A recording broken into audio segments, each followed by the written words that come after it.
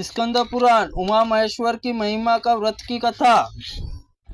शारदा बोली, स्वामी यह विद्या विशारद मेरा पुत्र है। मेरे नाम पर इसका नाम शारदेय कहते हैं।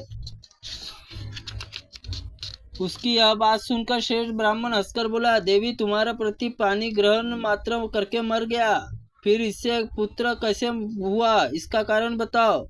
शारदा बोली, महामते परिहास कोई लाभ नहीं है। आप मुझे जानते हैं, मैं आपको जानती हूँ। इस विषय में हम दोनों के मन में ही प्रणाम है। ऐसा कहकर उस देवी के दिए हुए वरदान के आदि की सारे बातें अपने व्रत के आधे के भाग में व्रतधारी कुमार शारदेय भी उन्हें सौंप दिया। वे ब्राह्मण देवता बहुत प्रसन्न हुए। उन्होंने कुमार को हृदय से लगाया और शारदेय माता पिता की आज्ञा लेकर शारदा तथा उस बालक को अपने घर बुला ले गए। ब्राह्मण के घर शारदा के ही मास तक व्यतीत किए। जब उनकी मृत्यु हो गई तब उन्होंने चिता के साथ अग्नि में प्रवेश करके उसने उसका अनुसरण किया। फिर दोनों दिव्य दंपति होकर दिव्य विमान पर बैठकर भगवान शिवलोक चले गए। इस प्रकार मैंने यह पवित्र उपाख्यान जो सुनाया, पढ़ने सुनने वाला भोग और मोक्ष प्रदान करने वाला है। प्रतिदिन भगवत संबंधी उत्तम कथा श्रवण से मनुष्य परम गति को प्राप्त होता है। पुण्य क्षेत्र में निवास करके चित्त शुद्धि होता है। उत्तम कथा के सुनने और मनुष्य जिस प्रकार उत्तम गति को पाता है, उसमें अन्य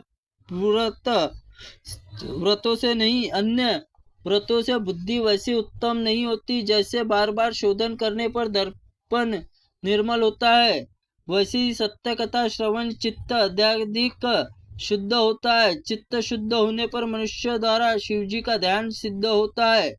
ध्यान से पुण्यमाता पुरुष मन वाणी शरीर द्वारा संचित समस्त पाप राशि धोकर भगवान शिव परम पद को प्राप्त होते हैं। अतः जिसमें अपना पुण्य भगवान के शिव के चरणों में समर्पित कर दिया है, वह उन लोकों में भगवान शिव की उत्तम कथा का श्रवण कीर्तन ही सर्वोत्तम साधन है। क्योंकि कथा से ध्यान सिद्ध होता है और ध्यान से कैवल्य की प्राप्ति होती है। मुनिवरों, आप सब लोग बड़े सौभाग्यशाली है। आपका जीवन सफल है, क्योंकि आप लोग सदा भगवान शिव के उत्तम कथामृत रस का सेवन करते हैं। इस जीव जगत में वस्तुतः उन्हीं का जन्म सफल है, जिनका मन सदा के लिए भगवान विश्वनाथ ध्यान करता है। वाणी और गुण गाती है, दोनों कान उन्हीं के कथा सुनते हैं। ऐसे ही लोग इस संसार में सागर को पार करते हैं। नाना प्रकार के गुण विभेद जिनके स्वरूप में कभी स्पर्श नहीं करते, जो अपनी महिमा से जगत के बाहर भीतर समान रूप से व्याप्त है, जो अपने प्रकाश में विहार करते हैं और मन वाणी में वृत्तियों में बहुत दूर तक है, वह अनंतानंद घन स्वरूप परम शिव की शरण लेते हैं। ब्रह्मोत्तर खंड संपूर्ण, ब्रह्माखंड समाप्त। त्रुटिपूर्ण वाक्य के लिए भगवंत आप हमें क्षमा करे। ओम नमः शिवाय नमः।